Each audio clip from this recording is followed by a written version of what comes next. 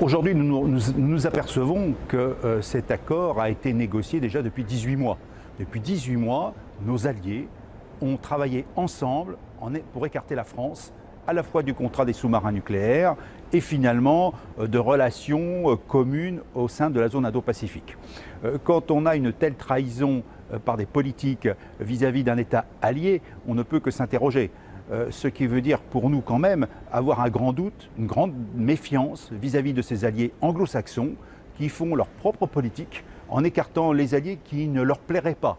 Donc je pense que c'est une entorse très grave, d'abord à la confiance, ensuite aux relations internationales, et je ne suis pas certain que cela renforce ces pays anglo-saxons dans la zone Indo-Pacifique.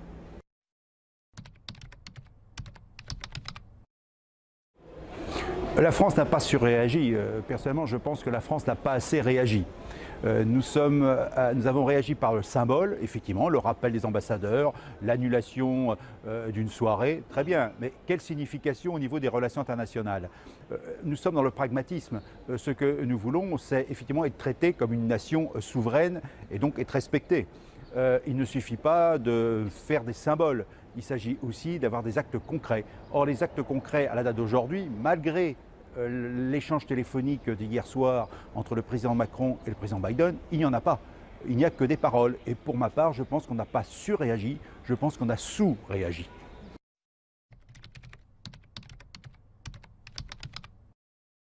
Pour l'instant, on ne sait pas très bien, puisque c'est des décisions politiques, on ne sait jamais comment ça tourne. Je dirais qu'il y a plusieurs orientations. Personnellement, je considérais que la France doit se désengager en partie des relations directes sur le terrain avec les Américains, les Britanniques et les Australiens. Il s'agit pour nous finalement de retrouver une souveraineté dans l'usage notamment de nos forces militaires, notamment dans la zone Indo-Pacifique. Dans la zone Indo-Pacifique, nous avions une stratégie qui devait se faire avec nos alliés d'une manière concertée. Elle n'a pas eu lieu, elle a été mise à mal par cette alliance entre les pays anglo-saxons. Nous avons des possessions en Indo-Pacifique. Assurons d'abord la défense de nos intérêts à titre national et après on verra comment réagissent ces trois autres États.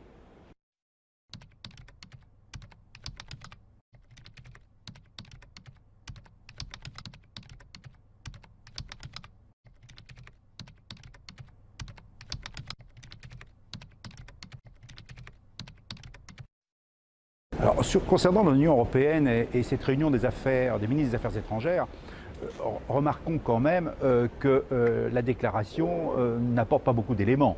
Nous avons des ministres qui se réunissent avec une affaire et on a une vague prise de position. Il n'y a pas eu de mesure, il n'y a pas eu de déclaration forte. La seule qui a parlé, c'est Mme von der Leyen, qui a dit effectivement oui, c'est inacceptable comment on a traité la France. À part ça, qu'est-ce qu'on a? Rien. Rien du tout. Donc je pense que l'Union européenne, on veut la mettre en avant, mais elle n'a pas beaucoup de pouvoir. Elle a des intérêts économiques, sans aucun doute, dans la zone Indo-Pacifique, qui est le sujet. Donc je pense que c'est plutôt une nouvelle orientation sur la confiance à accorder de part aux États-Unis, la confiance à accorder aux Britanniques, et est-ce que l'Union européenne peut faire quelque chose de différent en termes de sécurité, en termes de pensée stratégique, et peut-être pour moi, je pense que l'Union européenne devrait être présente en tant que telle, avec une force militaire navale, par exemple, en zone Indo-Pacifique, simplement pour montrer qu'elle est concernée pour des raisons économiques et stratégiques, mais ça ne veut pas dire s'aligner derrière les Américains, ça ne veut pas dire s'aligner derrière les Australiens ou derrière les Britanniques, c'est-à-dire garder notre autonomie stratégique qui est le sujet aujourd'hui de l'Europe.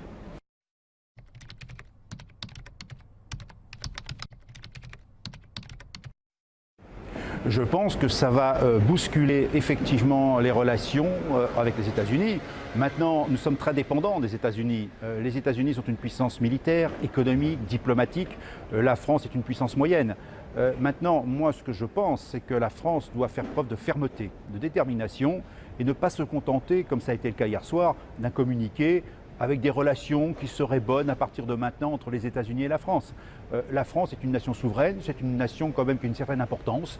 Et ce qu'ont fait les États-Unis, ce qu'a fait l'Australie, ce qu'a fait le Royaume-Uni est inacceptable.